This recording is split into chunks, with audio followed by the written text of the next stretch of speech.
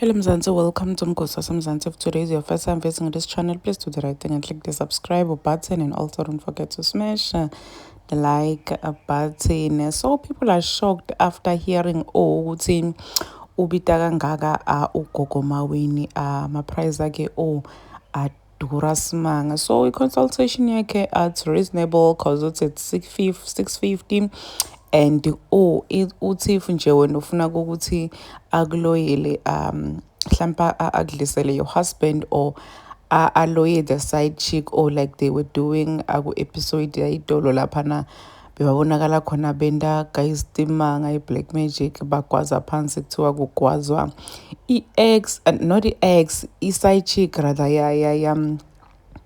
ya husband wakhe. So uthi akwenda loko ukuthi 15,000. People are saying ukuthi hey bana, you guys are paying more 15k just kokuthi nisloye or nibhadala timali oletingaka kokuthi nisloye. Nina bo 15k obukubhadala Maweni kokuthi nikhone kubamba amadokotela nikhiphe ama-side check awuyede kesana. So now people are saying ukuthi we that's why musane imali uMaweni.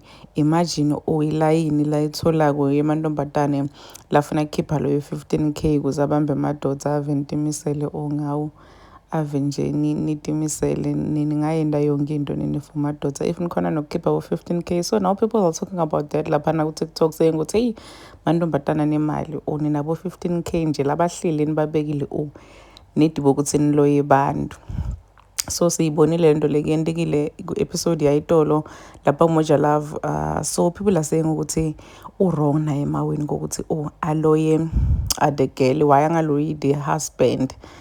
Why naye loyo ntombazana angaloyi that husband kuze kuloywe the girl? Ungenaphi girl? Because girl phela usheliwe usheli ngubani ngo-husband. So kutholakala njani nine seniloya lo ntombazane and not deal with the person lokhoze leyo nkinga leyo? Please do comment what you think below down in the comment section. Don't forget to hit the notification bell so that you can be notified whenever I upload a new video. This is the end of my video. I am signing out. Goodbye.